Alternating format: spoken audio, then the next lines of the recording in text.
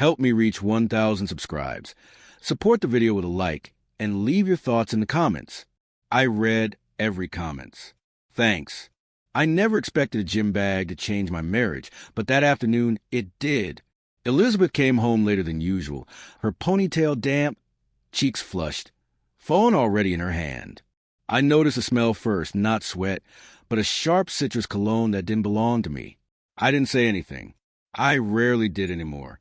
We'd been married 11 years, and somewhere along the way, silence became easier than questions. I was at the dining table with my laptop open, a pause video on the screen. She kicked off her sneakers, talked about traffic, about a new class at the gym, words spilling fast, like rehearse lines. I nodded, pretending to listen, pretending not to notice how she avoided my eyes. That was our rhythm now. I paid the mortgage, fixed the sink, asked about her day. She stayed busy, stayed distant. A month earlier, I might have brushed it off. I would have told myself marriages go through phases, but doubt doesn't arrive all at once. It seeps in through small cracks. Late nights, locked phones, new passwords, a laugh she saved for someone else. If you're following this story so far, tap like so it can reach others who might recognize these warning signs. Elizabeth headed toward the shower. I'm exhausted, she said. Can we talk later? Later had become her favorite word. I watched her disappear down the hall, then looked back at the screen in front of me. The video was paused, a frozen frame I hadn't had the courage to unfreeze. I didn't go looking for proof. I wasn't spying or snooping. The proof came to me.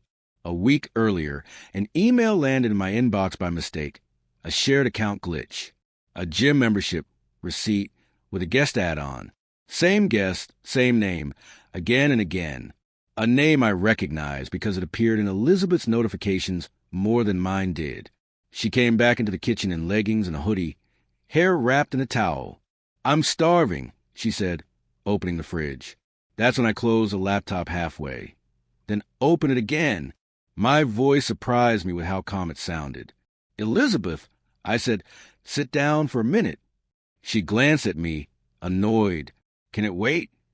No, I said, not loud, not angry, just firm.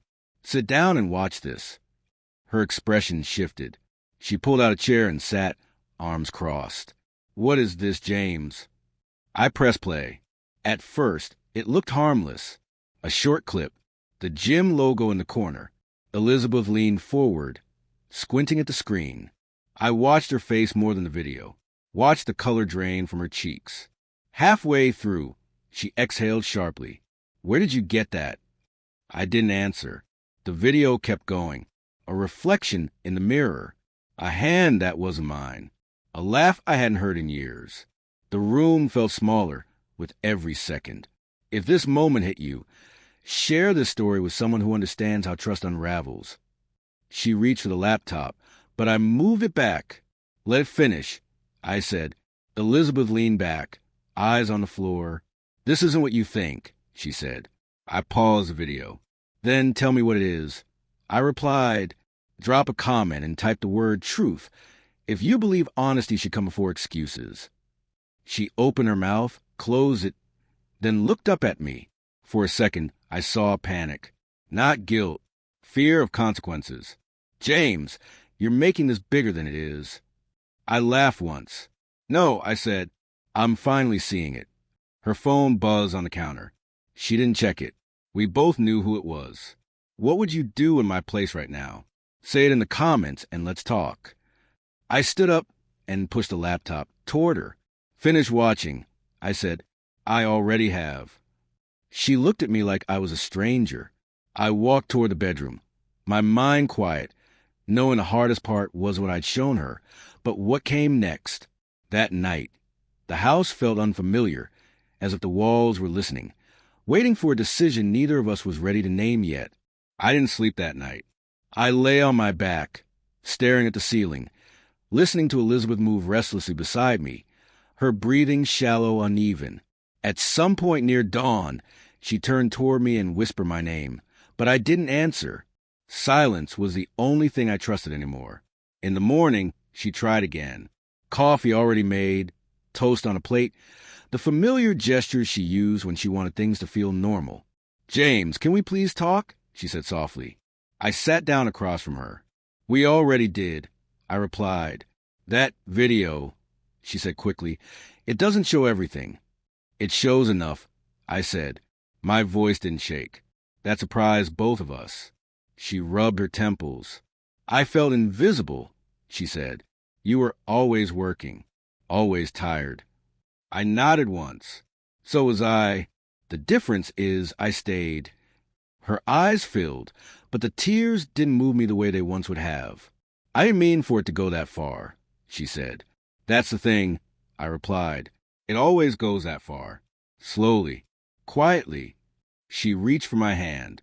I pulled it back, not out of anger, but certainty. If this moment resonates with you, comment below and share what emotional distance does to a relationship. Elizabeth swallowed hard. "What are you going to do?" "I already did it," I said. Her face tightened. "Did what?" I stood and walked to the hallway closet, pulled out a folder, set on the table between us. Bank statements, screenshots, dates, times, not just the gym, the lunches, the messages deleted but not erased. She stared at the folder like it might bite her. "You planned this?" she asked. "I prepared. I corrected. There's a difference." She shook her head, disbelief mixing with anger. "You don't get to punish me." "I'm not," I said calmly. "I'm choosing myself." Her phone rang again. This time she answered it, stepping into the other room. I didn't need to hear the conversation to know what it was. Damage control. Someone telling her this wasn't supposed to happen like this. When she came back, her shoulders slumped. "So that's it?" she asked. I nodded. "That was it weeks ago. You just didn't know." She laughed bitterly. "After everything we built?" "I built," I corrected again. "You checked out." She stood abruptly, pacing. "You think you're some hero now?" "No," I said. "I think I finally stopped being a volunteer." Her pacing slowed. "What does that even mean?" "It means I won't fund a life I'm excluded from." I said. "I won't share a home where I'm tolerated, not wanted." She looked at me then, really looked, like she was seeing me for the first time in years. "You're serious." "I've never been more serious," I replied. Elizabeth sat back down, deflated. "What am I supposed to do?" I didn't answer immediately. Then I said, "Figure out," the way I did. The room went quiet. Not the tense silence we'd lived in for years, but something final. If you believe self-respect has a breaking point, share this story with someone who needs to hear it. By noon, she was packing a bag. Not everything, just enough. I watched from the doorway, feeling strangely light, not happy, free.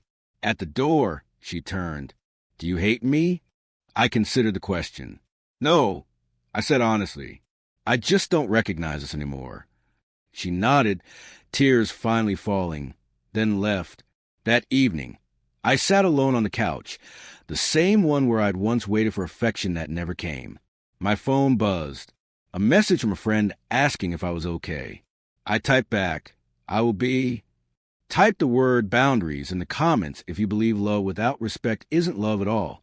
I turned off the lights and let the quiet settle. For the first time in a long time, it didn't feel heavy.